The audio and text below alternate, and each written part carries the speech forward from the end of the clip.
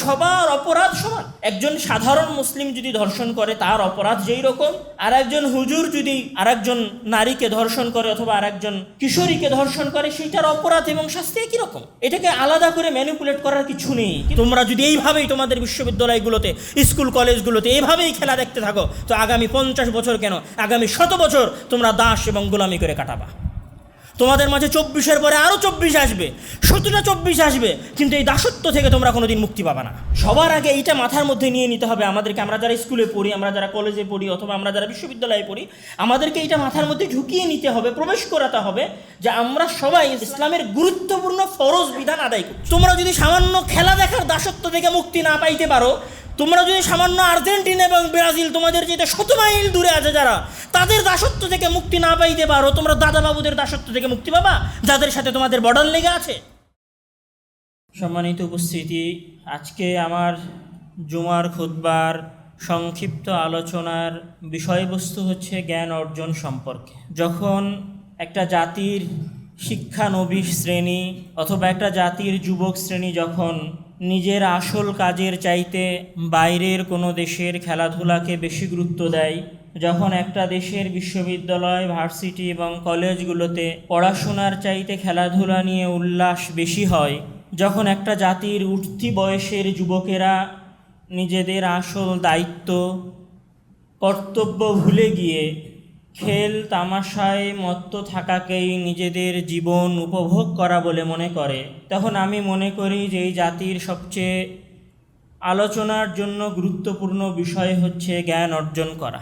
আসলে যখনই জ্ঞান অর্জন করার আলোচনাটা আমাদের সামনে আসে এবং সেটার সাথে যখন কোরআন এবং হাদিসের আলোচনাগুলো যুক্ত হয়, তখন আমরা সবাই আসলে এইটাই মনে করি যে জ্ঞান অর্জন করার আলোচনাগুলো সম্ভবত শুধু মাদ্রাসার ছাত্রদের জন্য অথবা যারা কোরআন হাদিসের জ্ঞান চর্চা করে তাদের সাথে বেশি জড়িত। এই জন্য জ্ঞান চর্চা করার ইসলামী যে নিয়ম নীতি রয়েছে, যে আদব এবং শিষ্টাচারগুলো রয়েছে, সেই আদব এবং শিষ্টাচারগুলোও শুধুমাত্র কওমি ঘরানার অথবা মাদ্রাসা পড়ুয়া ছাত্রদের সাথে বেশি সংশ্লিষ্ট করার চেষ্টা করা হয়। এই জন্য প্রথমেই আমার বক্তব্যের শুরুতে যে অংশটা আমি ফুটিয়ে তোলার চেষ্টা করব, সেটি হচ্ছে যে দ্বীনের জ্ঞান অর্জন করার বাইরের যে জ্ঞান অর্জন করাটা, এইটাকে ইসলামের কোনো দায়িত্ববোধের মধ্যে পড়ে কিনা। মানে যেমন ধরেন এখন বাংলাদেশে অপরাধ হচ্ছে সবচেয়ে বেশি, হয় বলৎকার ঘটিত অপরাধ অথবা ধর্ষণ ঘটিত অপরাধ। এইখানে সব জায়গাতেই দেখবেন যে হুজুর বা যাদের মাথায় টুপি আছে এবং মুখে দাড়ি আছে তাদেরকে একটু আলাদা করে ম্যানিপুলেট করার চেষ্টা করা হয়। আমার কথা হচ্ছে যে ইসলামের যে বিধান, সেইটা কি মহান আল্লাহ তাআলা আলাদা আলাদা করে নাজিল করেছেন, না সকল ধরনের মুসলিমের জন্য বিধান একই রকম? সকল ধরনের মুসলিমের জন্য বিধান অবশ্যই একই রকম। এবং একটা সমাজে যখন অপরাধ আম হয়, তখন আসলে সে সমাজের সবাই অপরাধে শিকার হয়। যেমন ধরেন আমরা যদি বলি যে বর্তমান সময়ের সবচেয়ে বড় ফিতনাগুলোর একটা ফিতনা হচ্ছে যে যুবক শ্রেণীর মোবাইলের বিভিন্ন ধরনের গেমে লিপ্ত হওয়া। এখন এইটাতে তো আমাদের স্কুল কলেজের ছাত্ররা এইটার শিকার হয়েছে। এখন তার মানে কি এইটা না যে আমাদের মাদ্রাসার ছাত্ররা এইটার শিকার হইতে পারে না? একটা স্কুলের ছাত্র যতটুকু শিকার হতে পারে, একটা মাদ্রাসার ছাত্র ততটুকু শিকার হতে পারে। একটা সমাজে যখন ফিতনা আম হয়ে যায়, তখন সেই ফিতনার সবাইকে সমানভাবে গ্রাস করে। এখন এইখানে যে তার ইমানের জোরে যতটুকু বেঁচে থাকতে পারে ততটুকু বেঁচে থাকতে পারে, কিন্তু এই গ্রাস করার পরে সবার অপরাধ সমান। একজন সাধারণ মুসলিম যদি ধর্ষণ করে তার অপরাধ যেই রকম, আর একজন হুজুর যদি আরেকজন নারীকে ধর্ষণ করে অথবা আরেকজন কিশোরীকে ধর্ষণ করে, সেইটার অপরাধ এবং শাস্তি একই রকম। এটাকে আলাদা করে ম্যানিপুলেট করার কিছু নেই। কিন্তু দুর্ভাগ্যজনক হলেও সত্য যে আমাদের সমাজে দুইটা ধারণা তৈরি করে দেওয়ার চেষ্টা করা হয়েছে। তো আমার মনে হয় যে এই জায়গায় সর্বপ্রথম জ্ঞান নিয়ে যে ধারণাটা আছে সেটা আমাদের পরিবর্তন হওয়া উচিত। যে ইসলাম যে জ্ঞানের কথা বলে, সেই জ্ঞানের কথার মধ্যে দুনিয়াবি জ্ঞানের কথাও আছে, এবং দুনিয়াবি জ্ঞান দ্বীনের জ্ঞানের আসলে বাইরে গিয়ে আলাদা কোনো কিছু নয়। হ্যাঁ, একটু পার্থক্য আছে। সেই পার্থক্যটা হচ্ছে ইসলাম মনে করে যে একজন ব্যক্তির সলাৎ, সিয়াম, হজ, জাকাত এগুলোর জন্য দ্বীনের প্রাইমারি লেভেলের জ্ঞান অর্জন করা তার উপর ফরজে আইন। মানে প্রত্যেক ব্যক্তিকে সিঙ্গেল আলাদা আলাদাভাবে দিনের সম্পর্কে জ্ঞান থাকা উচিত, যে কিভাবে আমাকে সলাত আদায় করতে হবে, আমার সলাত কয় ওয়াক্ত, আমার সিয়ামের বিধান কি, আমার হজ্জের বিধান কি, আমার জাকাত কিভাবে আদায় করা উচিত, এই ধরনের জ্ঞান প্রত্যেক মুসলিমের জানা উচিত। এটাকে বলা হয় ফরজে আইন। কিন্তু এই অঞ্চলের সবাই তো আর মুহাদ্দিস হবে না, সবাই তো আর ইমাম বুখারী হবে না, সবাই তো আর আল্লামা ইমাম আলবানী হবেন না। ঠিক ওই রকম জেনারেল জ্ঞানের বিষয়েও ইসলামের ধারণাটা হচ্ছে এরকম যে জেনারেলের জ্ঞান অর্জন করাটা, মানে জেনারেল বিষয়ের জ্ঞান অর্জন করাটা ইসলামে হচ্ছে ফার্জে কিফায়া। ফার্জে কিফায়া মানে আমি অনেকটা জানাজার উদাহরণ দিয়ে বুঝাই যে জানাজা আদায় করাটা হচ্ছে ফার্জে কিফায়া। মানে একটা গ্রামের একটা অংশ যদি কোনো মানুষের জানাজা পড়ে ফেলে তাহলে সবার পক্ষ থেকে জানাজা আদায় হয়ে যাবে, কিন্তু কেউ যদি জানাজা আদায় না করে তাহলে সেখানে সবাই গুনাহগার হবে। ঠিক ওই রকম দুনিয়াবি জ্ঞানটা হচ্ছে ফার্জে কিফায়া, ফরজ। আমরা বুঝি কিন্তু ফরজের গুরুত্ব ইসলামে কেমন। ফার্জে কিফায়া মানে এই সমাজের কাউকে না কাউকেই দুনিয়াবি জ্ঞান অর্জন করতে হবে। দুনিয়াবি জ্ঞান মানে ডাক্তার হওয়ার জ্ঞান, ইঞ্জিনিয়ারিংয়ের জ্ঞান, তারপরে বিজ্ঞানী হওয়ার জ্ঞান, তারপরে গণিত শাস্ত্রের জ্ঞান, সাহিত্যের জ্ঞান, যত জ্ঞান আছে যেটা সমাজে চলাফেরার জন্য প্রয়োজন, কৃষির জ্ঞান, মৎস্য চাষের জ্ঞান, এগুলো সব জ্ঞান, এগুলো সব হচ্ছে ফার্জে কিফায়া। সমাজের কোনো একটা গোষ্ঠীকে এই বিষয়গুলোর জ্ঞান অর্জন করতে হবে। তাহলে এই বিষয়গুলোর জ্ঞান আমাদের সমাজে কারা অর্জন করছে? স্কুল কলেজের ছাত্ররা। তাহলে স্বাভাবিকভাবেই আমাদের সমাজের স্কুল কলেজের ছাত্ররাও ইসলামের একটা ফরজ বিধানের মধ্যে কি করে আছে? ঢুকে আছে। সুতরাং একটা মাদ্রাসা পড়ুয়া ছাত্রের জন্য যে বিধান জ্ঞান অর্জন করার, একটা মাদ্রাসা পড়ুয়া ছাত্রের কাছে জ্ঞানের যে মূল্য এবং জ্ঞানের যে শিষ্টাচার এবং জ্ঞানের যে মর্যাদা এবং জ্ঞানের যে গুরুত্ব, সেটা একজন স্কুল পড়ুয়া ছাত্রের কাছেও, একজন কলেজ পড়ুয়া ছাত্রের কাছেও এবং একজন বিশ্ববিদ্যালয় পড়ুয়া ছাত্রের কাছেও একই রকম হওয়া উচিত। কেননা উভয়ই ফরজ আদায় করতেছে। সবার আগে এইটা মাথার মধ্যে নিয়ে নিতে হবে আমাদেরকে, আমরা যারা স্কুলে পড়ি, আমরা যারা কলেজে পড়ি, অথবা আমরা যারা বিশ্ববিদ্যালয়ে পড়ি, আমাদেরকে এইটা মাথার মধ্যে ঢুকিয়ে নিতে হবে, প্রবেশ করাতে হবে যে আমরা সবাই ইসলামের কোনো না কোনো একটা ইসলামের গুরুত্বপূর্ণ ফরজ বিধান আদায় করছি। মানে আপনি কোনো সাধারণ কোনো বিষয় আদায় করছেন না। আচ্ছা, এখানে আরও একটা কথা বলি, ফরজ কেন ফরজে কিফায়া তার কিছু দলিল আমি দিব। যেমন ধরেন মহান আল্লাহ তাআলা পবিত্র কোরআনের মধ্যে যখন উনি বলছেন যে ইকরা বিসমি রাব্বিকাল্লাযী খালাক, দেখেন ইকরা যতক্ষণ পর্যন্ত ছিল এবং এর সাথে যখন বিসমি রাব্বিক এতটুকু যতক্ষণ পর্যন্ত ছিল ততক্ষণ পড়ার জ্ঞানটা আল্লাহর পরিচয়ের সাথে সংশ্লিষ্ট ছিল। তো আল্লাহর পরিচয়ের সবচেয়ে বড় পরিচয় আল্লাহ তাআলা এই আয়াতে দুইটা পরিচয় দিয়েছেন। অরব্বিক, যিনি তোমার প্রতিপালক, তার জ্ঞান অর্জন করো। খালাক, এবং যিনি কী করেছেন? সৃষ্টি করেছেন। তো এখন একজন মানুষ যদি রবের সৃষ্টি সম্পর্কেই না জানে তাহলে সে তার রবকে চিনবে কী করে? এই রবের সৃষ্টি সম্পর্কে জানার কাজটা কারা করে? একজন মানুষের শরীরে আল্লাহ তাআলা কী কী নিয়ামত দিয়ে রেখেছেন, এই নিয়ামতগুলো আমার এবং আপনার মতো একটা মাদ্রাসা পড়ুয়া ছাত্রের চাইতে একজন দিনদার ডাক্তার বেশি ভালো বলতে পারবে। এই পুরো পৃথিবীর সৃষ্টিতে, এই জমিন এবং আসমানের এই বিশাল সৃষ্টিতে আল্লাহ তাআলা যে নিয়মগুলো রেখেছেন, এই নিয়মগুলো আমার এবং আপনার চাইতে একজন ভূগোলের ছাত্র সবচেয়ে বেশি বিশ্লেষণ করতে পারে। যেই ছাত্রটা ফিজিক্স নিয়ে সবচেয়ে বেশি পড়াশোনা করেছে সে মহান আল্লাহ তাআলার এই দুনিয়া পরিচালনার নীতিগুলো সবচেয়ে ভালো বুঝতে পারবে। আমাদের চাইতে, আমাদের মতো মাওলানাদের চাইতে, মাদ্রাসা পড়ুয়া ছাত্রদের চাইতে সে সবচেয়ে বেশি বুঝতে পারবে। এখন ধরেন মহান আল্লাহ তাআলা পবিত্র কোরআনের মধ্যে বলছেন আফালা ইয়ানজুরুনা ইলাল ইবলি কাইফা খুলিকাত ওয়া ইলাস সামাই কাইফা রুফিআত ওয়া ইলাল জিবালি কাইফা নুসিবাত। তারা কি দেখে না যে আমি কিভাবে উটকে সৃষ্টি করেছি? তারা কি আসমানের দিকে দেখে না যে আমি কিভাবে আসমানকে উঁচু করেছি? তারা কি দেখে না যে আমি কিভাবে পাহাড়কে এই জমিনে পেরেক স্বরূপ করে দিয়েছি? এখন পেরেকের ব্যাখ্যা আমি আপনি তো করতে পারবো না। পেরেকের ব্যাখ্যা যে এই ভূতত্ত্ব নিয়ে পড়াশোনা করেছে তার কাছে পেরেকের সবচেয়ে ভালো ব্যাখ্যা আছে। এখন ধরেন মহান আল্লাহ তাআলা পবিত্র কোরআনের মধ্যে পৃথিবীকে উনি কিভাবে সংরক্ষণ করেছেন বা উনি পৃথিবীর পরিবেশকে কিভাবে হেফাজত করেছেন তার উনি দুইটা উপাদানের কথা সবচেয়ে বেশি বলেছেন। সেই দুইটা উপাদান কি? সেই দুইটা উপাদান যেমন মহান আল্লাহ তাআলা বলছেন যে ওয়া নাযালনা মিনাস সামাই মাআন মুবারাকা, তারপরে পরের অংশে আছে যে ওয়া আম্বাতনা বিহি জান্নাতি ওয়া হাব্বাল হাসিদ। পবিত্র কোরআনের মধ্যে মহান আল্লাহ তাআলা বলছেন যে আমি পৃথিবীর পরিবেশ সংরক্ষণ করার জন্য দুইটা জিনিস সৃষ্টি করেছি। একটা হচ্ছে ওয়া আনজালনা মিনাস সামাই মাআ, আমরা আসমান থেকে পানি বর্ষণ করেছি।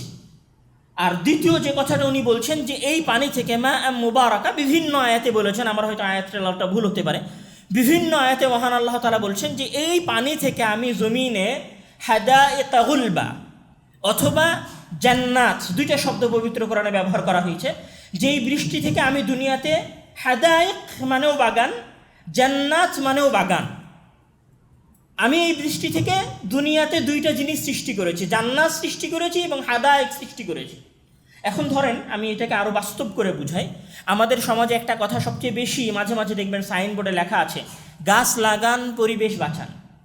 আমরা এই কথার সাথে অনেক বেশি পরিচিত এবং আমাদের দেশের এনজিওরা সবচেয়ে বেশি বৃক্ষরোপণ কর্মসূচি বেশি গ্রহণ করে।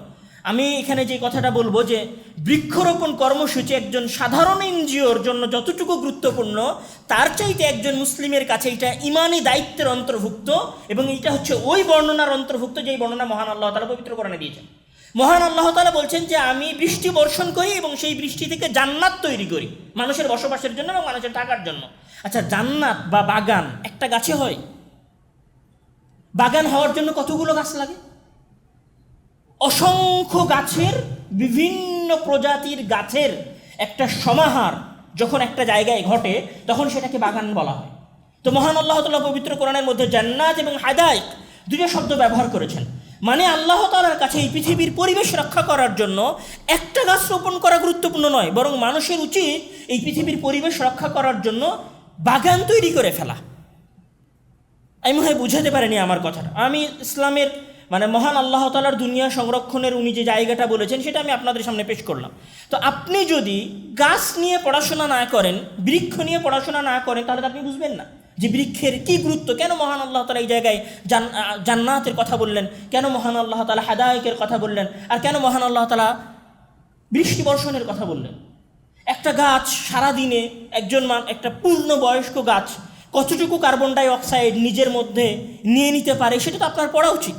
আপনি পড়লে বুঝতে পারবেন যে গাছ এবং বাগান মহান আল্লাহ তাআলার প্রেরিত একটা নিয়ামত। তো এটা কারা করে? এটা হচ্ছে যারা উদ্ভিদবিদ্যা নিয়ে আমাদের বিশ্ববিদ্যালয় কলেজগুলোতে পড়াশোনা করে তারা করে। কিন্তু সমস্যা হচ্ছে যে আমরা সম্পূর্ণ আমাদের জেনারেল জ্ঞানটাকে আমাদের ইসলামের জ্ঞান থেকে বিচ্ছিন্ন করে দিয়েছি, মানে ওই জ্ঞানের ইসলামের সাথে কোনো সম্পর্কই নাই। তখন ওই ছাত্র যখন কলেজে পড়তেছে, বিশ্ববিদ্যালয়ে পড়তেছে, তখনও মনে করতেছে আমি তো হুজুর না, আমি তো মৌলানা না। সুতরাং সে সকল কিছুতে নিজেকে একটু উন্মুক্ত ভাবা শুরু করছে। মনে করছে আমি সিগারেট খেতে পারি, মনে করছে আমি দাড়ি কেটে ফেলতে পারি, আমি টাকনুর নিচে কাপড় পরতে পারি, আমি চাইলে একটু হুকাউট আনতে পারি, আমি চাইলে মেয়েদের সাথে সাধারণভাবে চলাফেরাও করতে পারি, আমি জেনার সম্পর্কেও লিপ্ত হতে পারি। কেননা আপনি তো তাকে শুরুতেই সে যে একটা গুরুত্বপূর্ণ কাজ করছে অথবা ফরজের মতো একটা বিধান সে পালন করছে, এই জায়গা থেকে আপনি তাকে বের করে দিয়েছেন। তখন তার মাথার মধ্যে এই জ্ঞানের কোনো পবিত্র ধারণা নাই। দেখেন, মানুষের মধ্যে একটা পরম বিষয় বলে একটা কথা থাকে, মানে মানুষ সবসময় পবিত্র জিনিসের সম্মান করতে ভালোবাসে, ন্যাচারালি পবিত্র জিনিসের মানুষ সম্মান করতে চায়। যেমন ধরেন একটা জেনারেলের ছাত্র যদি একটা কোরআন দেখে, ওই কোরআনটা যদি মাটিতে পড়ে থাকে, সে ওইখান থেকে এইটাকে উঠিয়ে রাখতে ভালোবাসে, কেননা তার কাছে এটার একটা পবিত্রতা আছে। এখন আমরা এমনভাবে দুইটা জ্ঞানকে আলাদা আলাদা করে ফেলেছি যে তাদের কাছে এই জেনারেল জ্ঞানের আলাদা কোনো পবিত্রতা নাই। তখন সে মনে করে আমি যে কোনো অবস্থাতে, যে কোনোভাবে, যে কোনো মুহূর্তে আমি এই জ্ঞান অর্জন করতে পারি।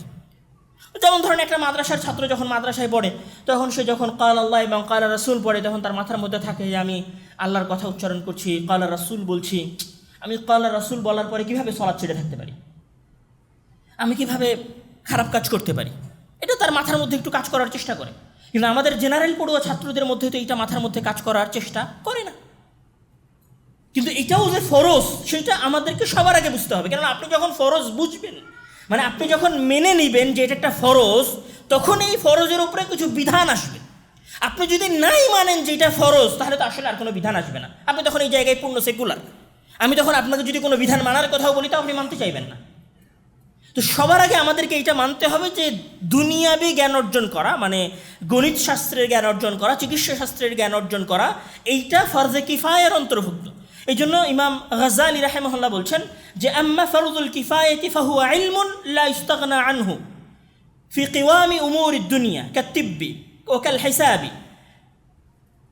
ইমাম গাজ্জালী রাহিমাহুল্লাহ তার কিতাব ইহয়া উলুমিদ্দিনের মধ্যে বলছেন যে চিকিৎসা শাস্ত্রের জ্ঞান অর্জন করা এবং গণিতিক জ্ঞান অর্জন করাটা হচ্ছে ফরজে কিফায়ার অন্তর্ভুক্ত, কেননা এইটা না শিখলে সমাজকে দাঁড় করানো যায় না।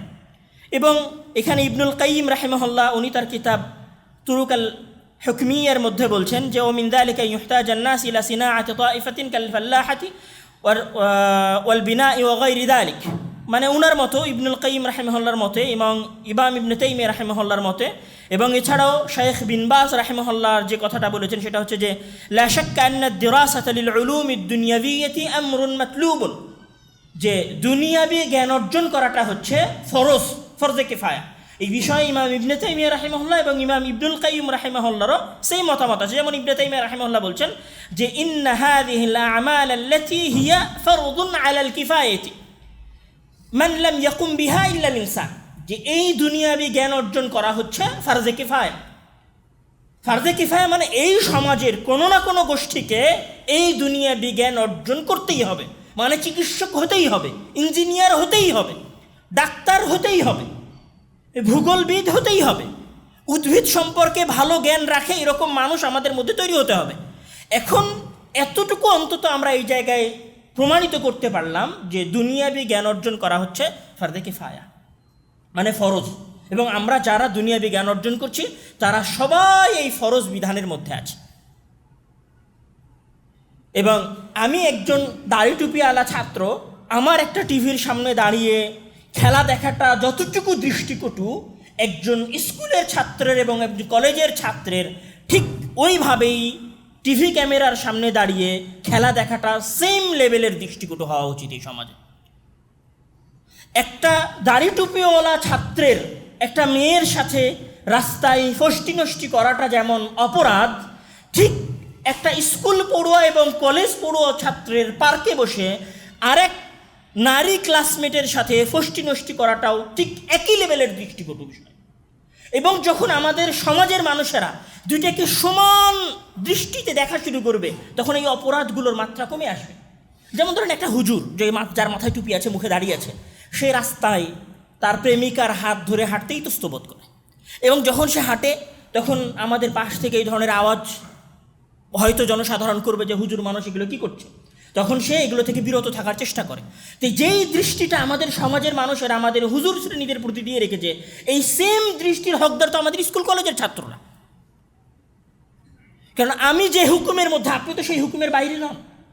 তাহলে যখন পুরো সমাজের মানুষেরা দুইটা কাজকে একই অ্যাঙ্গেলে দেখা শুরু করবে, একই রকম পাপ এবং খারাপ বিষয় মনে করা শুরু করবে, তখন সেটার মাত্রা কমে আসবে। তো সবার আগে আমাদের যে সমস্ত ছাত্র রাজশাহী বিশ্ববিদ্যালয়ে, ঢাকা বিশ্ববিদ্যালয়ে টিভির সামনে দাঁড়িয়ে আর্জেন্টিনা ব্রাজিলের খেলা দেখছেন, তাদের এইটা জানা উচিত যে আমি যে জ্ঞান অর্জন করার জন্য এসেছি এটা আমি একটা ফরজ বিধান পালন করছি। ইসলামে যখন, আরও একটা কথা এখানে না বললেই নয় যে আমাদের ওলামায়ে কিরাম দুনিয়াবি জ্ঞান অর্জন করতেন। যেমন ধরেন ইমাম বুখারী রাহিমাহুল্লাহর যে সহিহুল বুখারী আছে, সহিহুল বুখারীর একটা অধ্যায় হচ্ছে কিতাবুত তিব, মানে চিকিৎসা অধ্যায়। এছাড়াও ইমাম নাসাই রাহিমাহুল্লাহর ছাত্র আবু বকর আহমদ ইবনে মুহাম্মদ ইবনে ইসহাক ইবনে সুন্নি, ওনার বই হচ্ছে কিতাবুত তিব। দুইটা বই আছে ওনার চিকিৎসাবিদ্যা সম্পর্কে, একটা হচ্ছে কিতাবুত তিব আন-নববী আর তিব্ব ফিল হাদিস। এছাড়াও আবু নুআইম আল আসফাহানি রাহিমাহুল্লাহর, উনি হচ্ছে হিলিয়াতুল আউলিয়া নামে একটা বিখ্যাত বই আছে, উনি ওই বইয়ের লেখক, উনারও একটা বই আছে আত-তিব আন-নববী সম্পর্কে। এছাড়াও ইবনুল কাইয়িম রাহিমাহুল্লাহর চিকিৎসাবিদ্যা সম্পর্কে বই আছে। এছাড়াও ইবনে হাবিব আল আন্দালুসি রাহিমাহুল্লাহর চিকিৎসাবিদ্যা সম্পর্কে বই আছে। এছাড়াও তারিখের, ইতিহাসের বই আছে, যেমন ইমাম তাবারি রাহিমাহুল্লাহর, যিনি বিখ্যাত তাফসিরে তাবারির লেখক, ওনার ইতিহাসের উপরে বই আছে। যেমন ইমাম জাহাবি রাহিমাহুল্লাহর ইতিহাসের উপরে বই আছে। এছাড়াও বিখ্যাত একজন আলেম, ওনার নাম হচ্ছে যে আব্দুল মালিক আল হাবিব রাহিমাহুল্লাহ, ওনার মহাকাশ সম্পর্কে একটা বই আছে আস-সামা, যেখানে উনি আসমানের ব্যাখ্যা দিয়েছেন। এছাড়া আবু উবাইদা আল বাকরি রাহিমাহুল্লাহ, উনি আন্দালুসের একজন বিখ্যাত আলেমে দ্বীন, ওনার ভূগোল এবং ইতিহাসের উপরে বই আছে। আমি এই 4-5টা উদাহরণ এইখানে কেন দিলাম, দিলে অসংখ্য উদাহরণ দেওয়া যাবে। আমি এই জায়গায় এই উদাহরণগুলো এই জন্য দিলাম যে আমাদের উলামায়ে কেরামের মাঝে দুনিয়াবি একটা অংশ ছিল যারা দুনিয়াবি জ্ঞান অর্জন করতেন, এবং তারা মুহাদ্দিস ছিলেন, মুফাসসির ছিলেন, তার পাশাপাশি তারা দুনিয়াবি জ্ঞান অর্জন করতেন। এখানে আরও এক শ্রেণীর মানুষ ছিলেন যারা দুনিয়াবি জ্ঞান অর্জনের বাইরে গিয়ে, দ্বীনি জ্ঞান অর্জনের বাইরে গিয়ে পূর্ণ দুনিয়াবি জ্ঞান অর্জন করতেন। যেমন এখানে আপনারা অনেক বিজ্ঞানীদের নাম জানেন, আব্বাস ইবনে ফিরনাসের নাম শুনেছেন, তারপরে হচ্ছে যিনি আলজেব্রার আবিষ্কার করেছেন আপনারা তার নাম শুনেছেন, যিনি ক্যামেরার প্রাথমিক ধারণা দিয়েছেন আপনারা তার নাম শুনেছেন। ইনারা সবাই পূর্ণ বিজ্ঞানী ছিলেন। আপনি যদি খলিফাতুল মুসলিমিন হারুন আর রশিদ রাহিমাহুল্লাহর প্রতিষ্ঠা করা বাইতুল হিকমার শিক্ষা ব্যবস্থা দেখেন, তাহলে বাইতুল হিকমার শিক্ষা ব্যবস্থার দুইটা ধারা, একটা হচ্ছে যে ইসলামী ধারা, দিনী ধারা, আর একটা হচ্ছে দুনিয়াবী ধারা। এইখানে বিখ্যাত ঐতিহাসিক সৈয়দ আমির আলী উনি এই কথাটা বলেছেন যে বাইতুল হিকমার দুইটা শিক্ষাধারা ছিল। শিক্ষাধারাটা কি, যেইখানে সবাই একটা বয়স পর্যন্ত দিনী জ্ঞান অর্জন করতো, মানে সলাৎ, সিয়াম, হজ, জাকাত, কোরআন পড়া, কোরআন মুখস্থ করা, কোরআন বিশুদ্ধ তেলাওয়াত করতে পারা, রাসূল সাল্লাল্লাহু আলাইহি ওয়াসাল্লামের কিছু হাদিস সম্পর্কে জানা, এইগুলোর জ্ঞান অর্জন করত। এই জ্ঞান অর্জন করার পরে, মানে যখন দিনের প্রাথমিক জ্ঞান অর্জন করা হয়ে যেত, তখন এরা দুই ভাগে ভাগ হয়ে যেত। এক ভাগ চলে যেত বাইতুল হিকমার, মানে হাউস অফ উইজডমের একটা বিখ্যাত গবেষণাগার বাগদাদে, হাউস অফ উইজডমের ওই সমস্ত আলেমের কাছে যাদের কাছে বিজ্ঞান সম্পর্কে ভালো ধারণা আছে, তাদের কাছে চলে যেত। আরেক শ্রেণী চলে যেত যাদের কাছে দ্বীনের ভালো জ্ঞান আছে, মানে মুহাদ্দিস মুফাসসিরদের কাছে। তাহলে কম্পালসারি ইসলামের ইতিহাসে জ্ঞানের দুইটা ধারা ছিল, এবং আজকেও জ্ঞানের দুইটা ধারা আছে। এই অংশে আমি যে কথাটা আপনাদেরকে বলতে চেয়েছি সেটা হচ্ছে যে সবার আগে আমাদেরকে, আমার পূর্বের কথাটা বলছি, সবার আগে আমাদেরকে এটা বিশ্বাস করতে হবে যে দুনিয়াবী জ্ঞানটাও ইসলামের জ্ঞানের একটা অংশ, এবং উভয়ের জন্য সমান আদব এবং সমান শিষ্টাচার। এখন এই জ্ঞান অর্জন করার অংশের পরের যে আলোচনাটা, সেটা হচ্ছে যে যখনই ইসলামে জ্ঞান অর্জন করার কথা আসে, তখনই ইসলামে দুইটা জিনিস আসে সবার আগে যে জিনিসটা আসে সেটা হচ্ছে যে জ্ঞান অর্জন করার নিয়ত বিশুদ্ধ হতে হবে। এটা যারা আমরা মাদ্রাসায় পড়ি, কওমি প্রতিষ্ঠানে পড়াশোনা করি, তারা আমরা সকাল সন্ধ্যা টিচারদের কাছে এই বক্তব্য শুনি যে নিয়ত পরিশুদ্ধ করতে হবে। নিয়ত মানে কি, যে একটা মাদ্রাসার ছাত্র কোনো সময় দ্বীনি জ্ঞান অর্জন করে দুনিয়ার উদ্দেশ্য রাখতে পারবে না। মানে দ্বীনি জ্ঞান যদি সে অর্জন করে, তাহলে তাকে সেটা শুধুমাত্র আল্লাহর সন্তুষ্টির জন্য অর্জন করতে হবে। এই নিয়তটা রাখা বাধ্যতামূলক। যদি কেউ এই নিয়ত না রাখে তাহলে কি হবে? যদি কেউ দুনিয়ার প্রসিদ্ধি লাভের উদ্দেশ্যে জ্ঞান অর্জন করে তাহলে কি হবে? রাসূল সাল্লাল্লাহু আলাইহি ওয়াসাল্লাম বলছেন, সহিহুল জামিয়ের একটা হাদিস, আবু দাউদ শরীফের, যে আন রাসূলুল্লাহি সাল্লাল্লাহু আলাইহি ওয়াসাল্লাম قال من تعلم علما مما يبتغى به وجه الله لا يتعلمه الا ليصيب به عوضا من الدنيا لم يجد عرف الجنه। যে কোনো ব্যক্তি যদি দ্বীনের জ্ঞান অর্জন করছে কিন্তু দুনিয়াবি প্রসিদ্ধি লাভের আশায়, দুনিয়ায় ফেমাস হওয়ার আশায় দ্বীনি জ্ঞান অর্জন করছে, মানে বক্তব্য দিচ্ছে ফেমাস হওয়ার আশায়, দ্বীনের চর্চা করতেছে, মদিনা যাচ্ছে, মদিনায় জ্ঞান অর্জন করছে, মানুষ আমাকে চিনবে জানবে, প্রসিদ্ধি লাভের আশায়, তো রাসূল সাল্লাল্লাহু আলাইহি ওয়াসাল্লাম বলছেন লাম ইয়াজিদ আরাফাল জান্নাহ, সে জান্নাতের সুগন্ধি পর্যন্ত পাবে না। মানে দ্বীনি জ্ঞান অর্জন করার ক্ষেত্রে নিয়ত পরিশুদ্ধ থাকাটা এত বেশি জরুরি। এখন এইটা তো আমরা মাদ্রাসার ছাত্ররা জানলাম যে আমরা যারা কোরআন হাদিসের জ্ঞান অর্জন করছি তাদেরকে নিয়ত বিশুদ্ধ রাখতে হয়, নিয়ত বিশুদ্ধ রাখতে হবে। নিয়ত বিশুদ্ধ না রাখলে যারা মাদ্রাসায় পড়ছে তাদের পুরো জ্ঞান বেকার। তাহলে এখন এই অংশটা কি আমাদের স্কুলের ছাত্রদের জন্য, আমাদের কলেজ পড়ুয়া এবং বিশ্ববিদ্যালয় পড়ুয়া ছাত্রদের জন্য, না তাদের জন্য না? ওই কাজটা যদি ফরজ হয় এবং ফরজ হওয়ার পরে যদি মুবাহ হয়, যেমন ধরেন মুবাহ মানে বৈধ আমাদের জন্য, সেটাতে কোনো নেকি নাই। যেমন ধরেন আমরা রাতে ঘুমাই, রাতে ঘুমানোর কোনো নেকি নাই, কিন্তু ঘুমানো যায়, বৈধতা আছে ঘুমানোর। এখন কোনো ব্যক্তি যদি রাতে ঘুমায় এবং ঘুমানোর সময় সে মনে করে যে আমি আজকে 10টার সময় বা 11টার সময় ঘুমাচ্ছি, আল্লাহ তুমি আমাকে সকাল 4:30টায় ঘুম থেকে উঠিয়ে দিও যেন আমি ফজরের সালাত জামাতের সহিত আদায় করতে পারি, তাহলে তার এই ঘুমানোর নেকি হবে না? হবে না? নেকি হবে। এখন কোনো স্কুল এবং কলেজ পড়ুয়া ছাত্র যদি মনে করে, বা মেডিকেল পড়ুয়া ছাত্র যদি মনে করে যে আমি মেডিকেলের জ্ঞান অর্জন করতেছি, আমি ডাক্তার হচ্ছি, এই উদ্দেশ্যে যে আমি ডাক্তার হওয়ার পরে আমাদের বাংলাদেশের অনাথ, হতদরিদ্র, দুর্বল কৃষক শ্রেণীর ফ্রি চিকিৎসার ব্যবস্থা করব, অথবা কম খরচে কম ভিজিটে আমি তাদেরকে চিকিৎসা দিব, এটা অবশ্যই জনসেবামূলক একটা কাজ, সে সাধারণ মুসলিমদের সেবা করতেছে, তাহলে তার এই নিয়তের নেকি হবে না? হবে না? নেকি হবে। মানে একটা স্কুল অথবা একটা মেডিকেলের ছাত্র যদি মেডিকেলে ভর্তি হওয়ার সময় এটা নিয়ত থাকে যে আমি জনসেবা করব, তাহলে দীর্ঘ 4 বছর অথবা 10 বছরের এই পড়াশোনার বিনিময়ে সে কী পাবে? সে নেকি পাবে। কোনো ছাত্র যে বিজ্ঞানী হওয়ার জন্য ভূগোল নিয়ে পড়াশোনা করছে অথবা গণিত নিয়ে পড়াশোনা করছে, সে ভাবছে যে আমি গণিত নিয়ে পড়াশোনা করছি এই জন্য যে আমি যদি কোনো দিন গণিতবিদ হতে পারি তাহলে বাংলাদেশের পিছিয়ে পড়া মুসলিম সমাজ এবং মুসলিম রাষ্ট্রকে আমি বিজ্ঞানে সামনে নিয়ে যেতে সহযোগিতা করব। তাহলে সে এই নিয়তের কারণে যতদিন এই রাস্তায় এসে চলেছে সেটা সে নেকি পাবে না, নেকি পাবে না, নেকি পাবে। তাহলে এখন যখনই আপনি এইটার মধ্যে ঢুকে গেছেন, তখন মানে যখন আপনি কোনো কাজে নেকি পাওয়া শুরু করেছেন, তখন সেইটা ইবাদত না, ইবাদত না, ইবাদত। আমার সিরিয়ালগুলো আপনারা বুঝতে পারছেন কি না আমি বুঝতে পারছেন। মানে যখন আপনি এইটাকে নেকি আপনি মনে করেছেন যে আমি এই কাজ থেকে নেকি পাবো, তখন এটা ইবাদত না, ইবাদত না, তখন এটা ইবাদত। মানে এবার যখন এই কাজটা ইবাদত হয়ে গেছে তখন এইটা আপনি আপনার ইচ্ছা মতো করতে পারবেন না। যখন এটা ইবাদত হয়ে গেছে তখন আপনার এইটাকে ইচ্ছাধীনভাবে করার কোনো অধিকার নাই। আপনি স্কুলের ছাত্র হন অথবা বিশ্ববিদ্যালয়ের ছাত্র হন অথবা মেডিকেলের ছাত্র হন, এইটাকে ইচ্ছাধীনভাবে করার কোনো অধিকার, কোনো রাইটস আপনাকে দেওয়া হয়নি। এটা আপনাকে নির্দিষ্ট নিয়মের মধ্য থেকে মেনে আপনাকে এই কাজগুলো করতে হবে। এবং ধরেন যে আমাদের সমাজের যেটা মূল সমস্যা, আমরা যখন মেডিকেলে যাই, ধরেন আমাদের মেডিকেলে গেলে আমাদের ডাক্তাররা আমাদের কাছে বেশি ভিজিট নেয়। আমরা যখন সচিবালয়ে যাই তখন আমাদের সচিবেরা টাকা ছাড়া ফাইল ছাড়ে না।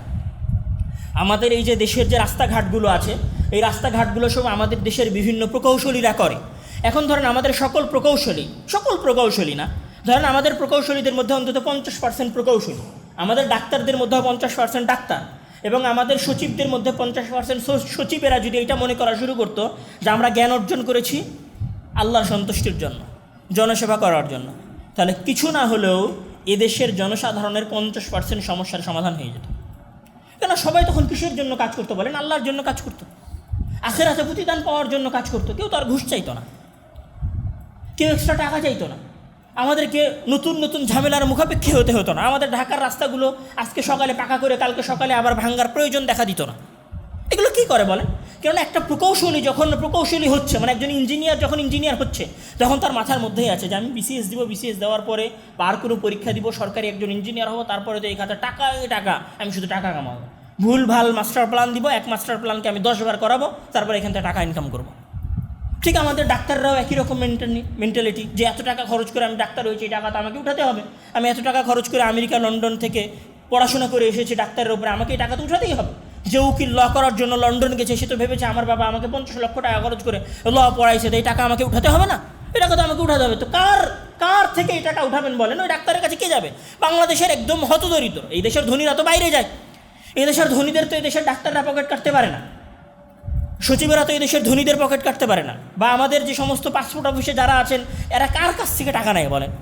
যারা ধনী মানুষ এরা তো ফোন কলে কাজ ছাড়ে, এদের তো টাকাও লাগে না। কিন্তু ধরা খায় কারা? গরিব মানুষেরা। তো আমাদের সকল প্রকৌশলী, ইঞ্জিনিয়ার, ডাক্তাররা যদি শিক্ষার শুরুতেই, আমাদের বাবা মায়েরা যদি আমাদের সন্তানদের শিক্ষার শুরুতেই এইটা বুঝিয়ে দিতেন যে দেখো এটা একটা ইবাদত, তুমি একটা ফরজ বিধান সম্পাদন করতে যাচ্ছ, এই বিধানে এই কাজ করলে তোমার নেকি আছে, এটা একটা ইবাদতের মতো, সুতরাং তুমি এটাকে সাবধানের সহিত করো, এটাতে কোনো গুনাহের সংমিশ্রণ ঘটায়ও না, এটা তুমি জনসেবার জন্য করো, তাহলে আমাদের সমাজের অধিকাংশ সমস্যার সমাধান হয়ে যেত। এটা গেল প্রথম কথা। দ্বিতীয় কথা হচ্ছে যে আপনার মানে এটাকে এখন আপনাকে মনে করতে হবে যে জ্ঞান অর্জন করা ইবাদত। এখন যখন ইবাদত আপনি মনে করে ফেলেছেন তখন এর নির্দিষ্ট শিষ্টাচার আছে, এর নির্দিষ্ট আদব আছে, এর নির্দিষ্ট পদ্ধতি আছে, যেই পদ্ধতিতে আপনাকে জ্ঞান অর্জন করতে হবে। এখন ধরেন আমি যদি জ্ঞান অর্জন করার কথা বলি অথবা আদবের, মানে বিশেষ করে যদি আদবের কথা বলি, জেনজি আবার আদব এবং শিষ্টাচারটা নিতে চায় না। এরা মনে করে আদব এবং শিষ্টাচার শিখালে ঘরের মধ্যে বন্দি হয়ে থাকা হয়। আদব এবং শিষ্টাচার মানুষকে ঘরের মধ্যে বন্দি করে রাখে না। জ্ঞান অর্জন করার নির্দিষ্ট আদব এবং শিষ্টাচার আছে। যেহেতু জ্ঞান অর্জন করা ইবাদত, সুতরাং যেহেতু জ্ঞান অর্জন করা ইবাদত, সুতরাং জ্ঞান অর্জন করার নির্দিষ্ট পদ্ধতি আছে।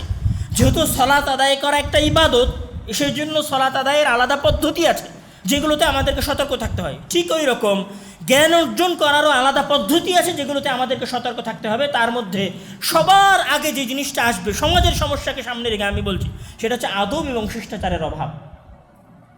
ইমাম বুখারী রাহিমাহুল্লাহ সহিহুল বুখারীতে একটা অধ্যায় রচনা করলেন আদাব, শিষ্টাচার নামে। সেই জায়গায় উনি প্রথম যে হাদিসটা আনলেন সেই হাদিসটা হচ্ছে যে রাসূল সাল্লাল্লাহু আলাইহি ওয়াসাল্লাম সাহাবীদের সামনে বসে থেকে কথা বলছিলেন। তখন সেখানে একজন আরব বেদুইন আসলো। আরব বেদুইন আসার পরে রাসূল সাল্লাল্লাহু আলাইহি ওয়াসাল্লামকে রাসূল সাল্লামের কথার মধ্যেই কিয়ামত সম্পর্কে জিজ্ঞাসা করা শুরু করলো। তো রাসূল সাল্লাল্লাহু আলাইহি ওয়াসাল্লাম ওই আরব বেদুইনের প্রশ্নের উত্তর না দিয়ে সাহাবীদের সামনে যে কথা বলছিলেন সেই কথা উনি চালিয়ে যেতে থাকলেন। সেই কথা ওনার যখন শেষ হয়ে গেল তখন রাসূল সাল্লাল্লাহু আলাইহি ওয়াসাল্লাম এবার কথা শেষ করার পরে বলছেন, আচ্ছা এখানে একজন মানুষ আসছিল যে কিয়ামত সম্পর্কে আমাকে জিজ্ঞাসা করছিল, সে কি এখন এখানে আছে? এই হাদিসে কি প্রমাণ হয়? এই হাদিস কেন ইমাম বুখারী রাহিমাহুল্লাহ শিষ্টাচার অধ্যায়ে আনলেন? এই কারণে শিষ্টাচার অধ্যায়ে আনলেন যে মানুষের জ্ঞান অর্জন করার এবং জ্ঞান দেওয়ার পদ্ধতি আছে। মানে যখন শিক্ষক কথা বলবে কারোর সাথে তখন সেখানে আর একজন এসে কথা বলতে পারবে না।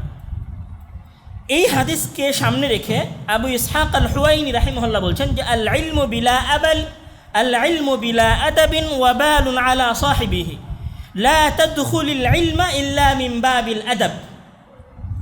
যে আদবহীন শিষ্টাচারহীন জ্ঞান হচ্ছে ওই জ্ঞানী ব্যক্তির জন্য বিপজ্জনক। আর জ্ঞানের দরজায় মানে জ্ঞানের জগতে প্রবেশ করা যায় না আদব এবং শিষ্টাচার ছাড়া। তাহলে এই আদব এবং শিষ্টাচারটা কার জন্য? শুধু মাদ্রাসার ছাত্রদের জন্য? শুধু যারা কওমি মাদ্রাসায় পড়াশোনা করে তাদের জন্য না, এটা সমান স্কুল কলেজের ছাত্রদের জন্য। মানে বাধ্যতামূলক শিষ্টাচার সম্পূর্ণ হওয়াটা জরুরি। এখানে আমি শুধু বলি যে না, শুধু আমাদের জন্য নয়, বরং আমাদের চাইতে কয়েক গুণ বেশি এই জিনিসগুলো জরুরি স্কুল কলেজের ছাত্রদের জন্য। কেন জরুরি স্কুল কলেজের ছাত্রদের জন্য? ধরেন আমরা মাদ্রাসার ছাত্র কত হাজার, অল্প সংখ্যক। বাংলাদেশের সকল ছাত্রদের তুলনায় মাদ্রাসার ছাত্র হচ্ছে অল্প সংখ্যক। ধরেন আমাদের মাদ্রাসার ছাত্র যদি একটা অপরাধ করে, একটা মাদ্রাসার ছাত্র সর্বোচ্চ কত দূর যায়? একটা মাদ্রাসার পরিচালক হয়। আমি সমাজের সাধারণ প্রেক্ষাপটকে সামনে রেখে বলছি, যেইটা এক্সট্রা অর্ডিনারি এক একজন অনেক উঁচাই উঠে গেছে আমি সেটার কথা বলছি না। ধরেন সাধারণ একটা মাদ্রাসার ছাত্র একটা স্কুলের দায়িত্বশীল হয়, একটা মাদ্রাসার ছাত্র একটা কওমি প্রতিষ্ঠানের প্রতিষ্ঠাতা হয়, একটা মাদ্রাসার ছাত্র একটা মসজিদের ইমাম হয়। এর চাইতে বড় কিছু তো হয় না। মাদ্রাসার ছাত্রের গণ্ডি এতটুকু। তাহলে একটা মাদ্রাসার ছাত্র যদি অপরাধ করে তাহলে সেই অপরাধটা অল্প জায়গা নিয়ে ছড়ায়। একটা স্কুলের ছাত্র বা একটা পুরো জেনারেশনকে যদি আপনি এই শিষ্টাচারের বাইরে ফেলে দেন, তাহলে ওই জেনারেশন যদি সমস্যা তৈরি করে, ওই জেনারেশন যদি কোনো প্রবলেম তৈরি করে, তাহলে সেইটার প্রভাব এবং সেইটা কতদূর বিস্তৃতি লাভ করবে। ধরেন আপনি অন্য কেউ আর একজন মানুষ একটা মাদ্রাসায় টিচার যদি অপরাধ করে তাহলে সেই অপরাধের ইফেক্ট 2-4 জন মানুষ পর্যন্ত যাবে। কিন্তু একটা ইঞ্জিনিয়ার যদি অপরাধ করে, একজন সরকারি ইঞ্জিনিয়ার যদি অপরাধ করে, তাহলে একটা পুরো অঞ্চলের মানুষ দশক যাবত সেই সমস্যাটা সাফার করে। একটা হুজুরের কাছে মানুষ কয়বার ফতোয়া নিতে আসে বলেন? ওই যখন তালাকের সমস্যা হয় তখন ফতোয়া নিতে আসে, এর বাইরে তার ফতোয়া নিতে আসে না। আমি যদি আপনারা ভুল ফতোয়া দিই, একজন মানুষ ইফেক্টেড হবে। কিন্তু একজন ডাক্তার যদি তার অফিসে বসে থেকে 1500-2000 টাকা ভিজিট নেওয়া শুরু করে, সে দিনে কতশো মানুষের পকেট কেটেছে। তাহলে আমার অপরাধের জায়গা সীমিত, মাদ্রাসার পুরো ছাত্রদের অপরাধের জায়গা সীমিত, আপনাদের অপরাধের জায়গাটা বিশাল। সুতরাং আমি মনে করি এই আলোচনাগুলো মাদ্রাসা পড়ুয়া ছাত্রদের চাইতে স্কুল পড়ুয়া জেনারেশনদের জন্য বেশি। আমরা যদি খারাপ হয়েও যাই আর তারা যদি ভালো হয়ে যায়, সমাজ পরিবর্তন হয়ে যাবে। কেন? তারা এই সমাজের অধিকাংশ শ্রেণী। যেই সমাজের অধিকাংশ শ্রেণী পরিবর্তন হয়ে যায়, সেই সমাজের অল্প সংখ্যকের কি কাজ আছে? এই সমাজের অধিকাংশ ডাক্তাররা যদি ভালো হয়ে যায়, এই দেশের অধিকাংশ ইঞ্জিনিয়ার এবং প্রকৌশলীরা যদি ভালো হয়ে যায়, তাহলে হুজুরেরা ভালো হইতে বাধ্য। এই দেশের অধিকাংশ ব্যবসায়ীরা যদি ভালো হয়ে যায়, তাহলে এই দেশের যে সমস্ত আলেম ওলামারা দাম তুলে মাদ্রাসা চালান, তারা ভালো হয়ে যেতে বাধ্য। তারা অর্থনৈতিক আত্মসাৎ করতে পারবে না। তো আমি যেটা বলতে চাচ্ছি যে এই আলোচনাগুলো আমাদের যা প্রয়োজন তার চাইতে আমাদের জেনারেল শ্রেণীর সবচেয়ে বেশি প্রয়োজন। কেননা তারা এই সমাজের বিশাল অংশ জুড়ে আছে, তাদেরকে আগে পরিবর্তন করতে হবে এবং তাদেরকে মনে করতে হবে যে আমাদেরকে পরিবর্তন হতে হবে, কেননা আমরা একটা ইসলামের বিধানের মধ্যে আছি। তো সেই জায়গায় সর্বপ্রথম পরিবর্তন হচ্ছে কি? আদব এবং শিষ্টাচার। যেইটা আমাদের মাদ্রাসাগুলোতে যেমন অভাব আছে, আমাদের জেনারেল পড়ুয়া ছাত্রদের মধ্যে অভাব আছে। আমাদের বাপ মারা আমাদের সন্তানদেরকে সেই আদব এবং সেই শিষ্টাচারটা দিতে পারেন না। আমাদের স্কুলের ছাত্ররা মনে করে যে আমি শিক্ষকের সামনে যদি বেয়াদবি করতে পারি তাহলে আমি স্কুলের মাস্তান হলাম। আমাদের বিশ্ববিদ্যালয়ের ছাত্ররা মনে করে আমি যদি আমার প্রিন্সিপাল আমার প্রফেসরের গলার কলার ধরতে পারি তাহলে আমি মাস্তান হয়ে গেলাম আমার বিশ্ববিদ্যালয়ে। আমাদের এই যে ধরেন দলগুলো, যে ছাত্র দলগুলো আছে, ছাত্রদের যে দলগুলো, পার্টিগুলো, এগুলো কিছুর উপর চলে, এগুলো তো উচ্ছৃঙ্খলতার উপরেই চলে।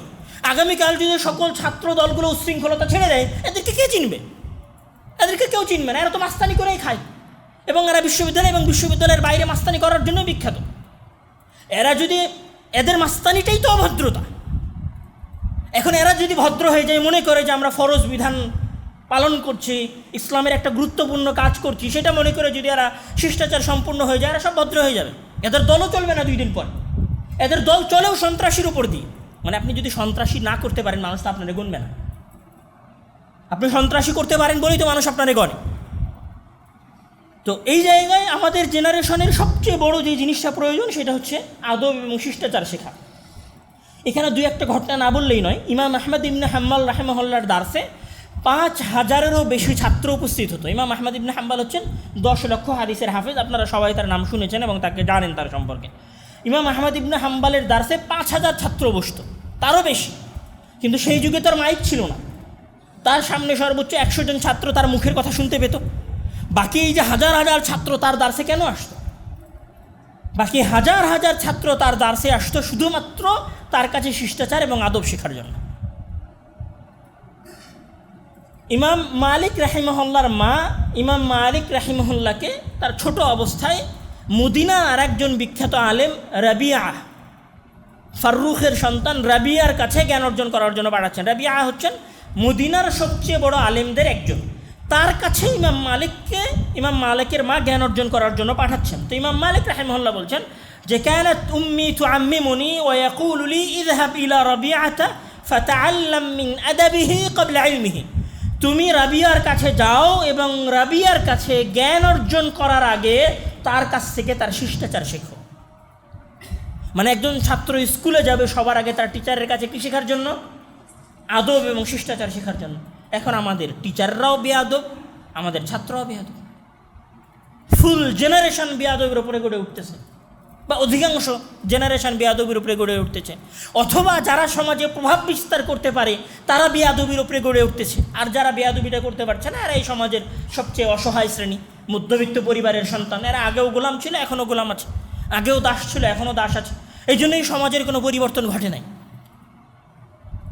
তাহলে এখানে আমাদের সামনে 3টা কথা আসলো। এক, যে জ্ঞান অর্জন করাটা হচ্ছে ফারজে কিফায়া, মানে দুনিয়াবি জ্ঞান অর্জন করাটা হচ্ছে ফারজে কিফায়া।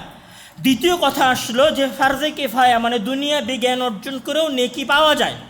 যেহেতু দুনিয়াবি জ্ঞান অর্জন করে নেকি পাওয়া যায়, সেহেতু এটা ইবাদত। যদি এইটা ইবাদত হয় তাহলে এইটাকে ইবাদতের স্টাইলে আদায় করতে হবে। যেমন সলাতে আগে হাত বেঁধে দাঁড়াতে হয়, তারপরে রুকু করতে হয়, তারপরে সিজদায় যেতে হয়, ঠিক ওই রকম জ্ঞানের যে পদ্ধতি আছে সেই পদ্ধতি অবলম্বন করে জ্ঞান অর্জন করতে হবে। তার মধ্যে সর্বপ্রথম যে জিনিসটি জরুরি সেটা হচ্ছে আদব এবং শিষ্টাচার মেনটেন করতে হবে। এবং তারপরের যে জিনিসটা সবচেয়ে বেশি জরুরি সেইটা হচ্ছে যে জ্ঞান কোনো সময়, এটা আমাদের কওমি ঘরানাগুলোতে এই আলোচনাটা বারবার পাপের সাথে সংশ্লিষ্ট করা হয় যে জ্ঞান আর পাপ কোনো সময় একসাথে চলতে পারে না। আমি বলি জ্ঞান আর পাপ না, বরং জ্ঞান আর অপরাধ দুইটা একসাথে চলতে পারে না। আপনি অপরাধী আবার জ্ঞানী বা জ্ঞান অর্জন করবেন, এটা হতে পারে না। আপনি জ্ঞানী, আপনি ছাত্র, আপনি জ্ঞান অর্জন করছেন, আপনি শিক্ষানবিশ, আপনাকে অপরাধ জগতের বাইরে যেতে হবে। আপনি যদি অপরাধ জগতের বাইরে গিয়ে জ্ঞান অর্জন করতে না পারেন তাহলে আপনি জ্ঞানী হবেন, হয়তো আপনি ইঞ্জিনিয়ার হবেন, হয়তো আপনি ডাক্তার হবেন, কিন্তু আপনার মাধ্যমে এই সমাজের কোনো উপকার হবে না। আপনি যদি এই সমাজের উপকার করতে চান তাহলে সবার আগে অপরাধহীন জ্ঞান অর্জন করতে হবে, পাপহীন জ্ঞান অর্জন করতে হবে। যেটা মহান আল্লাহ তাআলা বলছেন যে ওয়াত্তাকুল্লাহ ওয়া ইউআল্লিমুকুমুল্লাহ, তোমরা আল্লাহ তাআলাকে ভয় করো, ইউআল্লিমুকুমুল্লাহ, আল্লাহ তাআলা তোমাদেরকে শিক্ষা দিবেন। তাহলে জ্ঞান অর্জন করার সবচেয়ে বড় শর্তগুলোর একটা শর্ত হচ্ছে নিজেকে অপরাধহীন রাখা। মানে পাপের কথা তো বাদ দিলাম, অপরাধহীন রাখতে হবে। পাপ মানে কি এখন তো আপনারা জানেন, পাপের তো আলাদা করে আমার সঙ্গে দেওয়ার দরকার নাই। এখন একটা কলেজের ছাত্র যদি মনে করে যে আমি ফরজ বিধান আদায় করছি, তাহলে সে খেলা দেখা ছেড়ে দিবে। ব্রাজিল আর্জেন্টিনার খেলা দেখার জন্য সে পর্দার সামনে দাঁড়াবে না। অথবা সে মনে করবে এটা আমার করা উচিত নয়, অন্তত এতটুকু তো মনে করবে যে এটা আমার করা উচিত না। সে যখন জেনায় লিপ্ত হবে তখন সে অন্তত এইটা মনে করবে যে এটা একটা পবিত্র জিনিস, আমি জ্ঞান অর্জন করতে এসেছি। আল ইলমু নূরুম মিন ইলাহি, জ্ঞান হচ্ছে আল্লাহ তাআলার পক্ষ থেকে দেওয়া, সেটা দুনিয়াবি জ্ঞান হোক অথবা দ্বীনের জ্ঞান হোক। দেখেন, দুনিয়াবি জ্ঞান এবং দ্বীনের জ্ঞান দুইটাই যে আল্লাহ তাআলার পক্ষ থেকে দেওয়া, তার সবচেয়ে বড় প্রমাণ হচ্ছে মহান আল্লাহ তাআলা যখন আদম আলাইহিস সালামকে সৃষ্টি করলেন। আদম আলাইহিস সালামকে সৃষ্টি করার পরে উনি কি আদমকে বলেছিলেন, হে আদম, আমি তো তোমাকে এই পৃথিবীর সকল সৃষ্টি থেকে আলাদা করতে চাই, সুতরাং আমি তোমাকে জিবরিল আমিনের চাইতে সবচেয়ে বেশি শক্তিশালী করে দিলাম? অথবা মহান আল্লাহ তাআলা কি বলেছিলেন, হে আদম, আমি তো তোমাকে এই পৃথিবীর সকল সৃষ্টি থেকে আলাদা করতে চাই, আমি তোমাকে মিকাইলের পাখার সমপরিমাণ পাখা দিয়ে দিলাম? অথবা আল্লাহ তাআলা কি এটা বলেছিলেন, হে আদম, আমি তোমাকে হাতির চাইতে বড় শরীর দিয়ে দিলাম, তুমি এই সমাজের এবং এই সৃষ্টির মধ্যে সবচেয়ে শক্তিশালী সৃষ্টি? অথবা নেকড়ের চাইতে বেশি ক্ষিপ্রতা দিয়ে দিলাম? এগুলো একটাও মহান আল্লাহ তাআলা আদমকে দেন নাই। মহান আল্লাহ তাআলা আদমকে এটাও বলেন নাই যে সকল হীরা জহরত মণিমাণিক্য আমি তোমাকে দিয়ে দিলাম, এগুলো তোমার না। মহান আল্লাহ তাআলা সর্বপ্রথম আদমকে যেই জিনিসটা দিয়েছেন, মানে আদমের ওপরে আল্লাহ তাআলার দেওয়া সর্বপ্রথম নিয়ামত, আদমের উপরে আল্লাহ তাআলার দেওয়া সর্বপ্রথম নিয়ামত, জান্নাতেরও আগে আদমকে দেওয়া আল্লাহ তাআলার সর্বপ্রথম নিয়ামত হচ্ছে আল ইলম, ওয়া আল্লামা আদামাল আসমা কুল্লাহা। এখানে একটা ব্যাখ্যা না করলেই নয়, আমি এর আগেও এই ব্যাখ্যাটা করেছি। আরবি যারা মোটামুটি এখানে মাদ্রাসার ছাত্র আছেন তারা ভালো বুঝবেন যে বাংলায় যেরকম এক বচন বহু বচন হয়, আরবিতেও এরকম এক বচন বহু বচন হয়। তো ইসমুন শব্দের এক বহু বচন হচ্ছে আল আসমা, মানে নাম সমূহ। তো আসমা মানে হচ্ছে নাম সমূহ। আর আমরা যখন বাংলায় বলি সব, সকল, সমস্ত, তো এরকম সকল, সব, সমস্ত বোঝানোর জন্য আরবিতে, ইংরেজিতে যেমন অল ব্যবহার হয়, সেরকম আরবিতে আল, আলিফ এবং লাম শব্দ ব্যবহার হয়। তাহলে আল আসমা মানে হচ্ছে সমস্ত নাম। এরপরে আরেকটা শব্দ আছে আল আসমা মানে সমস্ত, একে তো শব্দটা বহু বচন, তারপরে আবার সব এবং সমস্ত বোঝানোর জন্য আলাদা শব্দ নিয়ে আসা হয়েছে, তারপরে আবার ওই শব্দের শেষে আরেকটা শব্দ মহান আল্লাহ তাআলা নিয়ে এসেছেন কুল্লাহা, মানে এই পৃথিবীর এমন কোনো জ্ঞান নাই যেটা মহান আল্লাহ তাআলা আদমকে দেন নাই। মানে দুনিয়াবি জ্ঞান আল্লাহর দেওয়া, দ্বীনের জ্ঞান মহান আল্লাহ তাআলার দেওয়া, ইলেকট্রিক্সের জ্ঞান আল্লাহর দেওয়া, মেডিকেল সায়েন্সের জ্ঞান আল্লাহর দেওয়া, ম্যাথমেটিক্সের জ্ঞান আল্লাহর দেওয়া, কোরআন এবং হাদিসের জ্ঞান মহান আল্লাহ তাআলার দেওয়া, দ্বীনের জ্ঞান মহান আল্লাহ তাআলার দেওয়া। তাহলে আল্লাহ তাআলা সর্বপ্রথম যেই জিনিসটা মানুষ জাতিকে দিয়েছেন সেটা হচ্ছে জ্ঞান। সুতরাং আল ইলম মিন আল্লাহ, জ্ঞানটা আল্লাহর পক্ষ থেকে এসেছে। তো যেই জিনিস আল্লাহর পক্ষ থেকে এসেছে সেটা তো আপনি খামখেয়ালি করে অর্জন করতে পারেন না।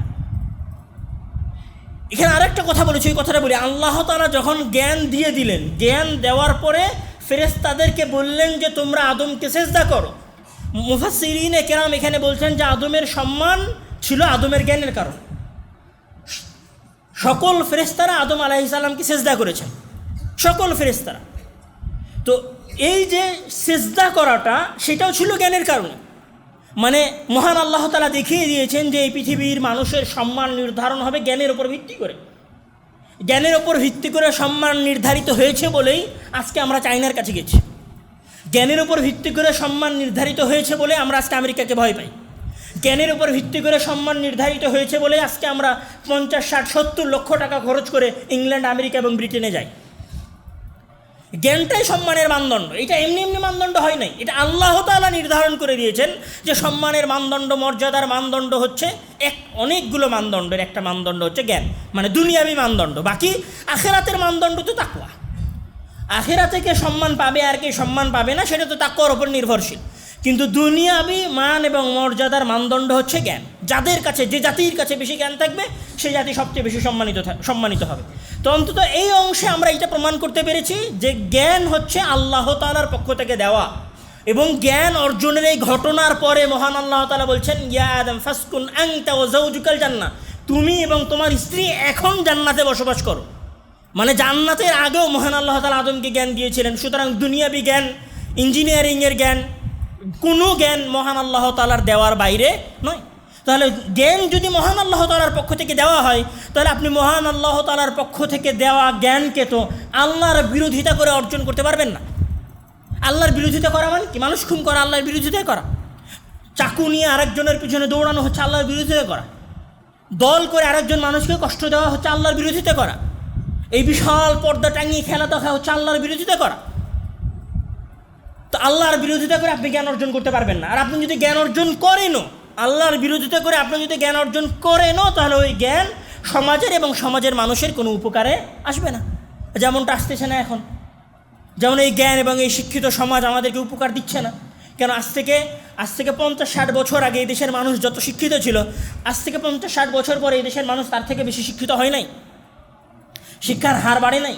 বিগত 15-20 বছরে 30 বছরে আমাদের দেশের শিক্ষার হার বাড়েনি, শিক্ষার হার তো বেড়েছে। কিন্তু এই শিক্ষার হার বাড়ার প্রভাব সমাজের উপরে কী হয়েছে? অপরাধ কমে গেছে, ধর্ষণ, ব্যভিচার, মাদক এগুলোর অপব্যবহার কমে গেছে, খুন খারাপি এগুলো কমে গেছে।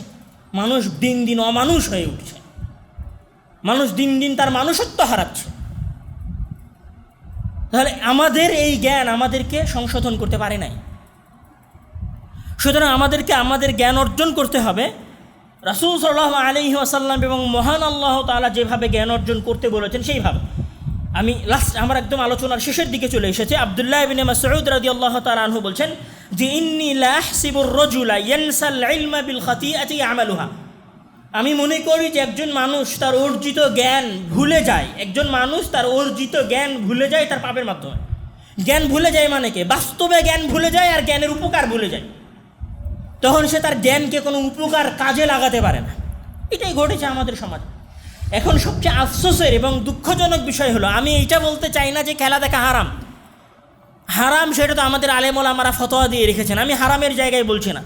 আমি শুধু এটা বলতে চাচ্ছি যে যেই ধর্ম এবং যেই দিন পুরো পৃথিবীর বুকে সবচেয়ে বেশি জ্ঞান নিয়ে আলোচনা করেছে, যাদের পরিচয় এবং জ্ঞান দিনের শুরুটা হয়েছে জ্ঞান দিয়ে, সেই ধর্মের মানুষ এবং সেই ধর্মের অনুসারীরা যখন জ্ঞান অর্জন করা ছেড়ে দিয়ে টিভির পর্দায় বসে খেলা দেখে, তখন এর চাইতে লজ্জাস্কর এই জাতির আর কোনো কিছু হতে পারে না। ওকে, আপনি এই জায়গায় বলতে পারেন না ভাই ইউরোপ আমেরিকা খেলা দেখে না, ইউরোপ আমেরিকা তো ফুটবল খেলা দেখতেছে, ওরাও তো ফুটবলের পিছনে সময় নষ্ট করতেছে, পুরো স্টেডিয়াম এবং গ্যালারি ভরাই আছে ওরা, তাহলে আমরা দেখলে সমস্যা কোথায়? আধুনিকতার পথে তো এইটা কোনো বাধা না, উন্নতির পথে তো খেলা দেখা কোনো বাধা না। হ্যাঁ, উন্নতির পথে খেলা দেখা তো কোনো বাধা না, আসলেই উন্নতির পথে খেলা দেখা কোনো বাধা না। তো আমেরিকার উন্নতি কোথায় আর তোমার উন্নতি কোথায়? আর আমেরিকা তো তোমার চাইতে 100 বছর আগে আছে আর তুমি 100 বছর পিছনে আছো। তো যে 100 বছর পিছনে আছে তার কি আনন্দ ফুর্তি করার সময় আছে নাকি? আমার কথাটা মনে হয় বুঝেন নাই।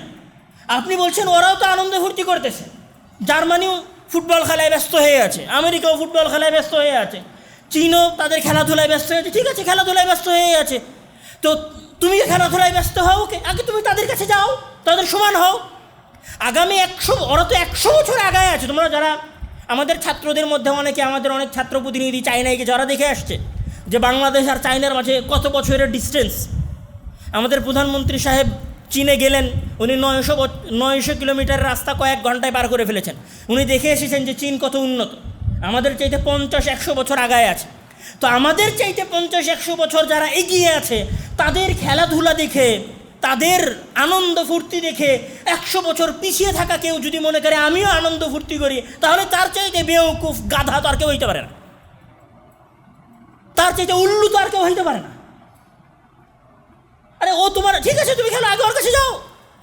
তুমি যদি আগামী 50 বছর চোখ বন্ধ করে টিভির ক্যামেরা আর মোবাইলের ক্যামেরা সব বন্ধ করে দিয়ে তোমাদের দেশের সকল মন্ত্রীরা আর তোমাদের দেশের সকল শিক্ষা সচিবরা আর তোমাদের দেশের সকল শিক্ষক শ্রেণী যদি, সকল প্রকৌশলীরা মিলে যদি আগামী 50 বছর টানা পরিশ্রম করো, তাহলে হয়তো তাদের আশেপাশে যাবা।